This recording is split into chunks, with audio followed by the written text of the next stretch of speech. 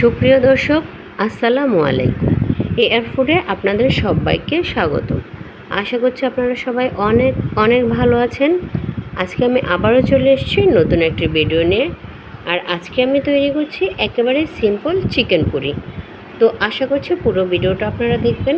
তাহলে চলুন শুরু করে দেই। তো চিকেন পুরি তৈরির জন্য আমি একটা বাটিতে 1 কাপ আটা নিয়ে নিয়েছি। তো আপনারা চাইলে এটা ময়দা দিয়েও করে নিতে পারেন। আর এর মধ্যে আমি অ্যাড করে দিচ্ছি স্বাদ অনুযায়ী লবণ, আর সেই সাথে সামান্য একটু খাবার তেল অ্যাড করে দিলাম। এখন এগুলো হাত দিয়ে খুব ভালো করে ময়ান করে নেব।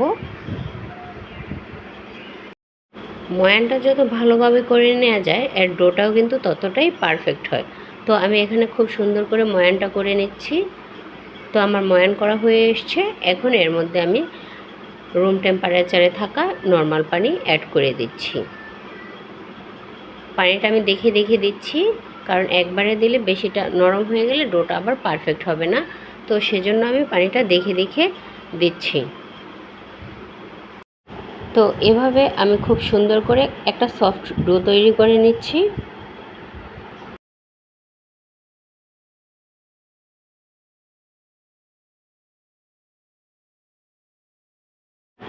তো এর মধ্যে ডোটা করে নিলাম। তো এখন এর উপর আমি সামান্য একটু তেল মেখে নেব। তেলটা মেখে নেওয়ার কারণ হচ্ছে ডোটা যেন নরম থাকে। তো আমি তেলটা মেখে নিলাম। এখন এটাকে একটা ঢাকনা দিয়ে ঢেকে প্রায় 30 মিনিটের মতো রেস্টে রেখে দেব। তো এখন পুরটা তৈরি করে নেব। সেজন্য প্যানে কিছুটা তেল অ্যাড করে দিয়েছি, আর এর মধ্যে ফোড়ন হিসাবে দিয়েছি মৌরি, গোটা জিরে দিয়েছি, সামান্য একটু আদা কুচি, আর এখন দিয়ে দিচ্ছি 1 কাপ পেঁয়াজ কুচি। এখন সব কিছু একসাথে খুব ভালো করে ভেজে নেব। আর আমার তেলটা গরম ছিল, সেজন্য ফোড়ন উঠতেও বেশি সময় লাগেনি, তাই আমি পেঁয়াজটা সাথে সাথেই অ্যাড করে দিয়েছি।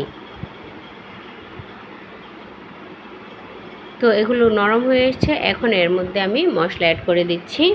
প্রথমে দিয়ে দিলাম 1 চামচ লবণ আর সামান্য একটু হলুদের গুঁড়ো, আর এখন দিয়ে দিচ্ছি ভাজা জিরা গুঁড়া। তো এই পর্যায়ে সামান্য একটু পানি অ্যাড করে মশলাগুলো কষিয়ে নেব। তো এখন নেড়েচেড়ে মশলাটা একটু কষিয়ে নিচ্ছি।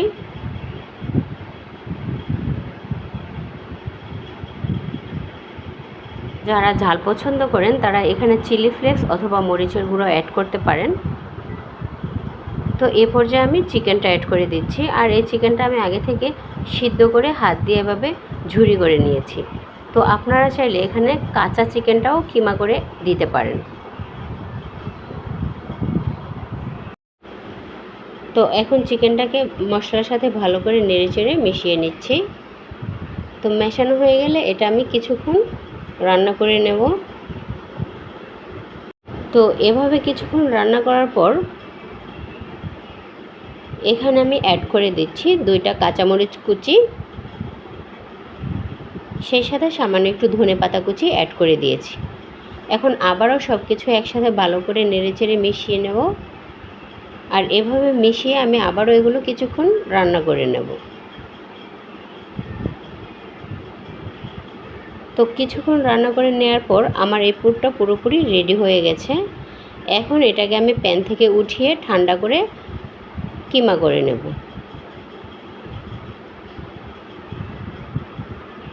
এখন চলে আসলাম পুরি তৈরির জন্য। তো যে ডোটা রেস্টে রেখে দিয়েছিলাম এটাকে হাত দিয়ে এভাবে কিছুক্ষণ মথে নেব। তো হাতে সময় বেশি থাকলে এটা অনেকক্ষণ মথে নিতে পারেন। এখন এর থেকে আমি ছোট ছোট করে লেচি কেটে নিচ্ছি। তো এভাবে আমি প্রায় 8টার মতো লেচি কেটে নিয়েছি।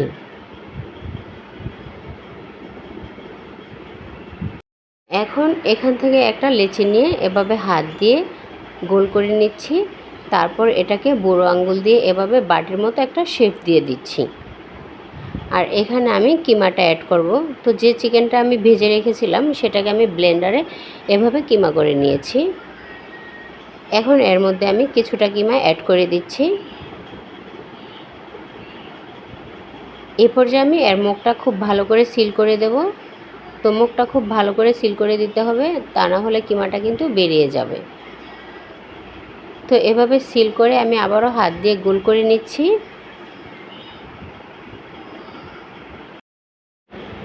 এখন এই ডোটাকে আমি পুরির মতো করে নেব। তবে পুরির সাইজটা আপনারা আপনাদের পছন্দ অনুযায়ী ছোট বা বড় করে নিতে পারেন। এর ওপর আমি সামান্য একটু তেল মেখে নিলাম, আর এখন এটাকে হাত দিয়ে এভাবে চেপে চেপে বড় করে নিচ্ছি। তো আপনারা চাইলে এই কাজটা বেলনি দিয়েও করে নিতে পারেন।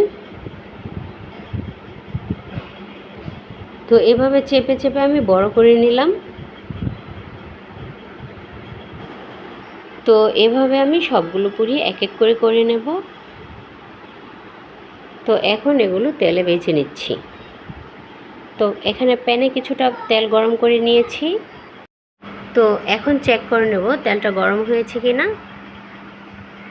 হ্যাঁ, তেলটা গরম হয়ে এসছে। এখন এর মধ্যে আমি একটা রুটি দিয়ে দিচ্ছি।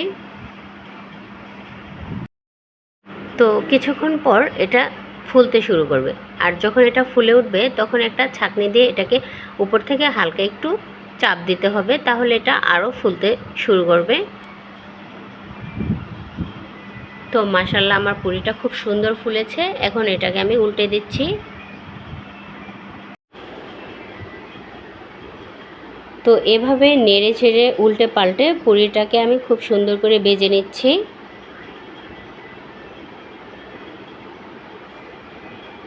তো এটা ভাজা হয়ে গেছে। এখন এটাকে আমি ছাঁকনি দিয়ে তুলে নিচ্ছি। তো এভাবে বাকি পুরিগুলো আমি ভেজে নেব।